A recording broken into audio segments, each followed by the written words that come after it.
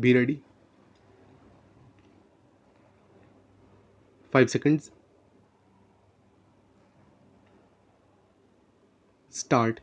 Honorable Speaker, to have ease of doing business for those who deal with government or CPSEs and carry out contracts, I propose to set up a conciliation mechanism and mandate its use for quick resolution of contractual disputes.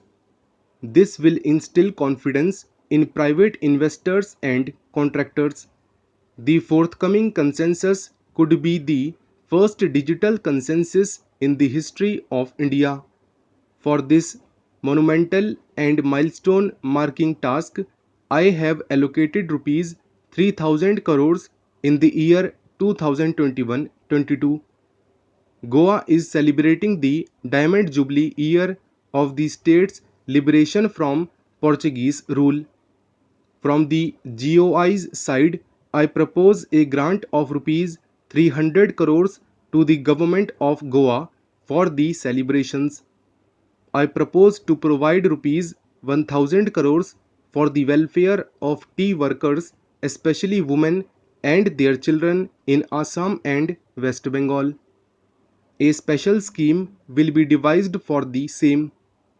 In these last few paragraphs of Part A of my speech, I draw the attention of this august House to the fact that at the beginning of the current financial year, the pandemic's impact on the economy resulted in a weak revenue inflow. This was combined with high expenditure to provide essential relief to vulnerable sections of the society, especially the poor, women, SCs, and STs.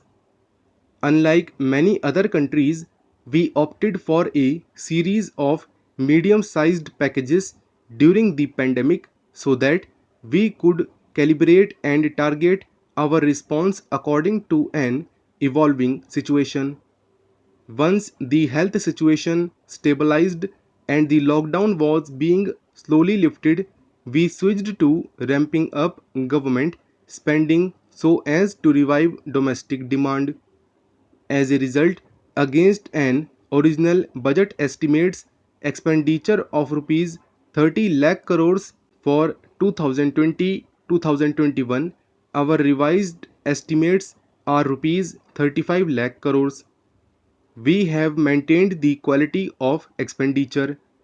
The capital expenditure estimated in revised estimates is rupees 4.3 lakh crores in 2020-2021 as against rupees 4.12 lakh crores in budget estimates 2020-21.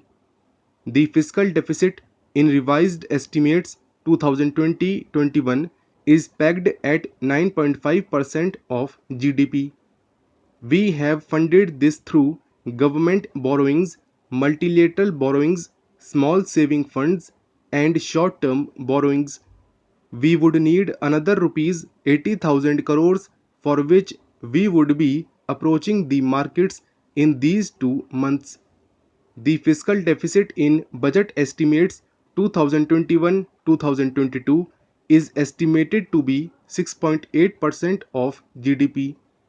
The gross borrowing from the market for the next year would be around rupees 12 lakh crores. We plan to continue with our path of fiscal consolidation and intend to reach a fiscal deficit level below 4.5% of GDP by 2025-2026 with a fairly steady decline over the period.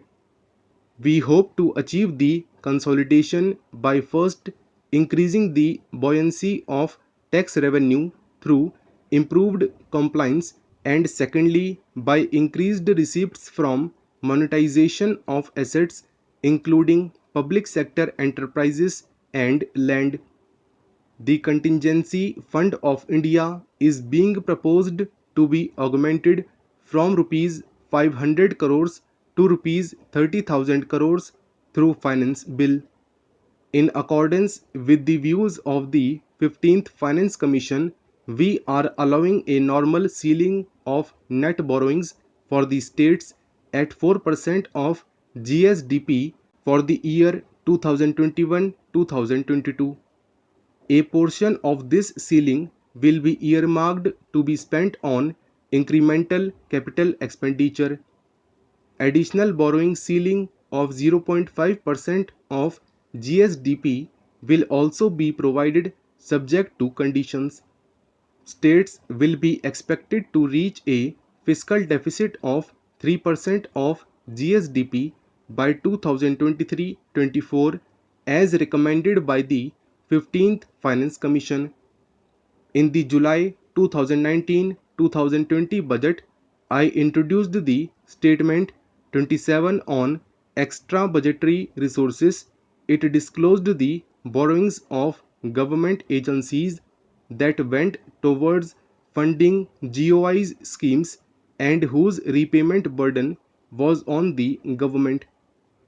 In my 2020-2021 budget, I enhanced the scope and coverage of the statement by including the loans provided by government to the FCI. Taking a step further in this direction, I propose to discontinue the NSSF loan to FCI for food subsidy, and accordingly, budget provisions have been made in revised estimates 2020-21 and budget estimates 2021-22. The extra budgetary resources details are at Annexure 6. We know that the FRBM Act mandates fiscal deficit of 3% of GDP to be achieved by 31st March 2020-2021. The effect of this year's unforeseen and unprecedented circumstances has necessitated the submission of a deviation statement under sections 4, 5 and 7(3) of the FRBM Act, which I am laying on the table of the House as part of the FRBM documents. Towards achieving central government fiscal deficit along the broad path that I have already indicated.